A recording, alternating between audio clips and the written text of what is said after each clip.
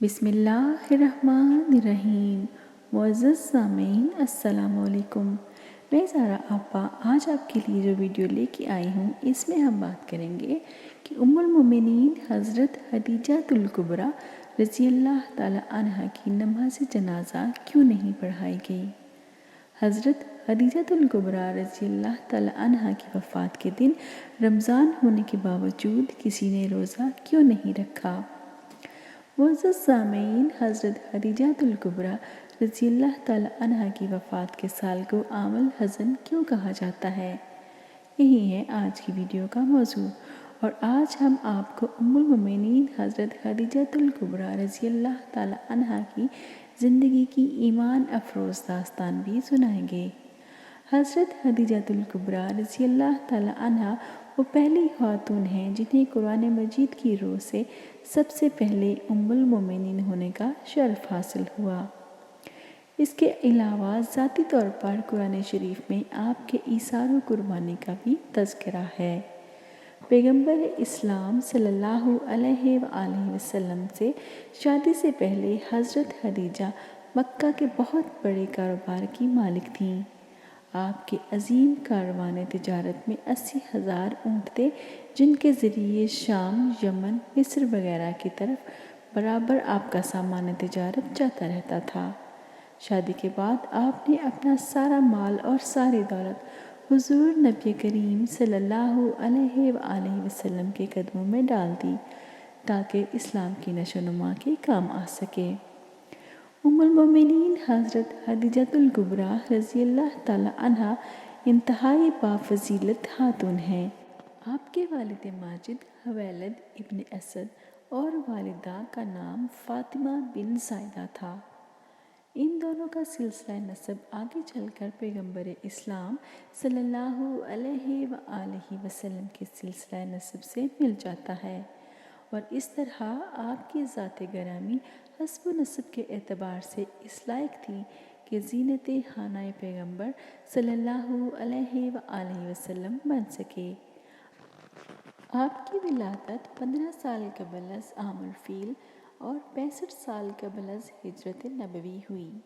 آپ نے 65 سال کی عمر میں وفات پائی اور مکہ کے مشہور قبرستان جنت المعلیٰ میں سپرد لحد ہوئیں۔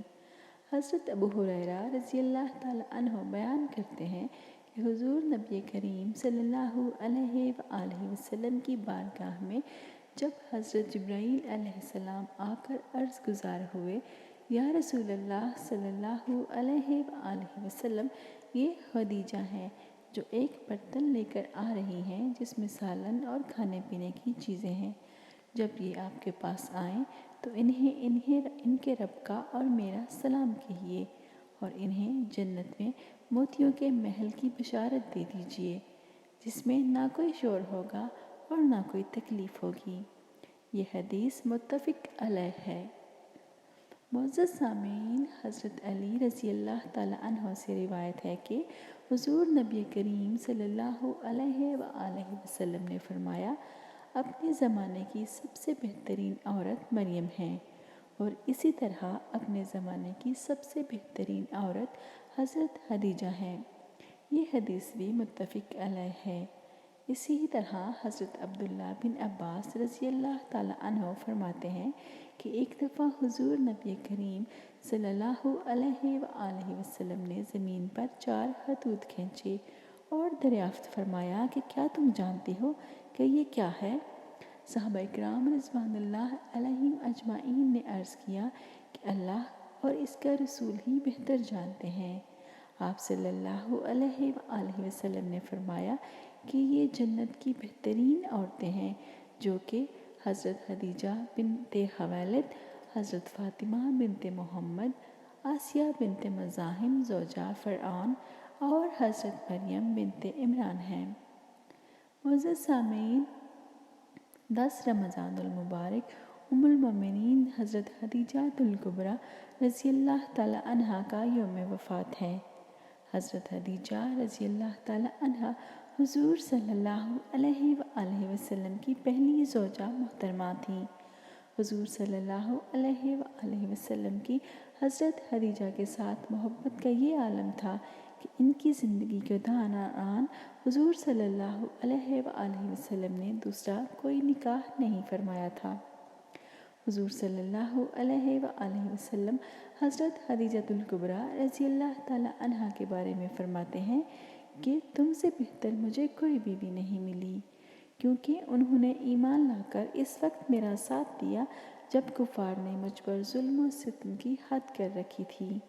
انہوں نے اس وقت میری مالی مدد کی جب دوسروں نے مجھے اس سے محروم رکھا تھا۔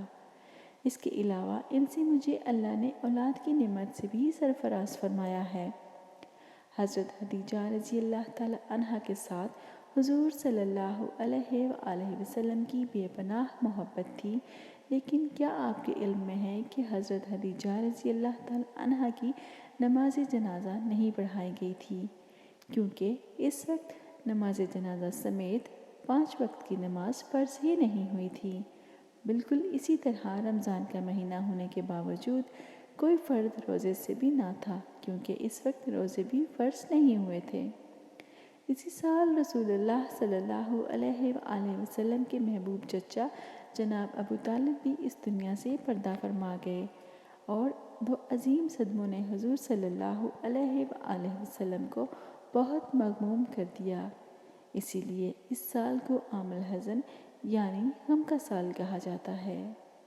معزز سامعین، حضرت خدیجہ رضی اللہ تعالی عنہا کی وفات مدینہ کی ہجرت اور نماز فرض ہونے سے قبل اسی سال ہوئی تھی جب حضرت ابو طالب کی وفات ہوئی۔ روایات کے مطابق انہیں جنت میں موتیوں سے تیار کردہ گھر ملے گا۔ حضرت محمد صلی اللہ علیہ وآلہ وسلم نے خود ان کو قبر میں اتارا۔ یہ آخر الزماں حضرت محمد صلی اللہ علیہ وآلہ وسلم کی حضرت خدیجہ الکبریٰ رضی اللہ تعالی عنہا سے 6 اولادیں پیدا ہوئیں، 2 صاحبزادے جو بچپن میں انتقال کر گئے اور 4 صاحبزادیاں پیدا ہوئیں۔ حضرت قاسم بن محمد حضور صلی اللہ علیہ وآلہ وسلم کے سب سے بڑے بیٹے تھے۔ انہی کے نام پر آپ کی کنیت ابو القاسم تھی۔ ان کے بعد حضرت زینب بنت محمد صلی اللہ علیہ وآلہ وسلم حضور کی سب سے بڑی صاحبزادی تھیں۔ ان کے بعد حضرت عبداللہ بن محمد صلی اللہ علیہ وآلہ وسلم نے بہت کم عمر پائی۔ چونکہ زمانہ نبوت میں پیدا ہوئے تھے، اسی لیے طیب اور طاہر کے لقب سے مشہور ہوئے۔ ان کے بعد حضرت رقیہ بنت محمد صلی اللہ علیہ وآلہ وسلم، ان کے بعد حضرت ام کلثوم بنت محمد صلی اللہ علیہ وآلہ وسلم، اور آخر میں سیدہ کائنات حضرت فاطمہ الزہرا رضی اللہ تعالی عنہا پیدا ہوئیں۔ ان سب کی پیدائش میں 1 سال کا فرق تھا۔ حضرت خدیجہ رضی اللہ تعالی عنہا اپنی اولاد کو بہت چاہتی تھیں۔ چونکہ آپ مالی طور پر بھی بہت مستحکم تھیں، اس لیے عقبہ کی لونڈی سلمہ کو بچوں کی پرورش کے لیے مقرر کیا ہوا تھا۔ وہ ان کو کھلاتی اور دودھ پلاتی تھیں۔ ازواج مطہرات میں حضرت خدیجہ الکبریٰ رضی اللہ تعالی عنہا کو بعض خاص خصوصیات حاصل تھیں۔ وہ حضور صلی اللہ علیہ وآلہ وسلم کی پہلی بیوی ہیں۔ وہ جب نکاح میں آئیں تو ان کی عمر 40 برس کے قریب تھی، لیکن حضور صلی اللہ علیہ وآلہ وسلم نے ان کی زندگی میں دوسری شادی نہیں کی۔ اللہ پاک سے دعا ہے کہ وہ ہمیں حضور نبی کریم صلی اللہ علیہ وآلہ وسلم کی شفاعت نصیب فرمائے، آمین۔ معزز سامعین، مجھے امید ہے آپ کو آج کی ویڈیو پسند آئی ہوگی۔ اسے اپنے دوستوں کے ساتھ ضرور شیئر کیجیے، اس کے بارے میں کمنٹس دیجیے، اور اگر آپ میرے چینل پر نئے ہیں تو اسے جلدی سے سبسکرائب کر لیجیے، بیل آئیکن کو دبانا نہ بھولیے تاکہ آپ کو مزید معلوماتی ویڈیوز بر وقت مل سکیں۔ اپنا اور دوسروں کا بہت سارا خیال رکھیے۔ زہرا آپا کو اجازت دیجیے، پھر ملیں گے انشاءاللہ۔ اللہ حافظ۔